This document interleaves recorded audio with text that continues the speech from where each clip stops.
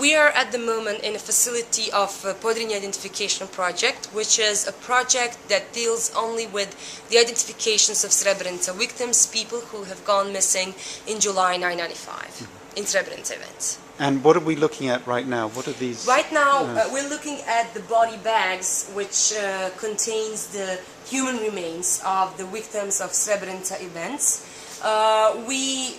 With purpose, we call them cases, because all of these remains, which are in these body bags, have been excavated from various hundreds of different locations, both primary but also secondary, even tertiary grave sites. So the remains of Srebrenica victims were scattered in hundreds of different locations. So their remains were not found as always complete body, but their remains were found from different locations, from secondary grave sites. So we would have one arm in one site, the other arm in another side, part of torso, for instance, in a third side. So the DNA, bone-to-bone samples would link back together these remains, and we call it reassociation. How many bags are in this facility? At the moment, about 1,900. And how many people have you identified as being killed at Srebrenica? So far, I will just give you by the DNA matches, we have known for more than 6,600 names for Srebrenica victims, but officially identified, which it means that we already had a meeting with the family members where the family members accepted the identification. Officially, we do have 5,601 identified persons, because this distinguish between 6,600, 5,000 and 600 are usually the cases where the remains were very partial. So family members decided not even to finalize the identification, but to wait until we find the missing part.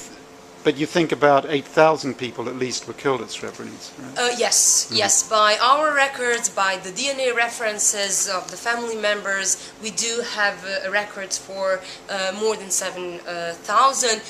Well, there are some of the numbers by the associations of the families, women of Srebrenica. They say it's between 8,000 and 10,000 people that has been missing. But let's stick to the facts, what we do really have about the DNA.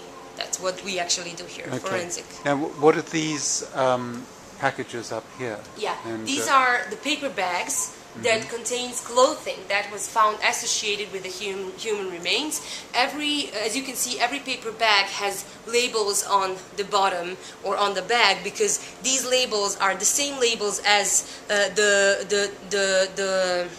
labels that represents the cases that were found inside of the gravesite, because these clothing was found associated with the human remains, whether the remains were found in the clothing or the clothing was found near these remains. Anyway, as soon as we have the remains from the gravesite, our morgue technicians need to wash this clothing, dry it out, and then put them in these paper bags, because we keep it in this way, in this cold environment.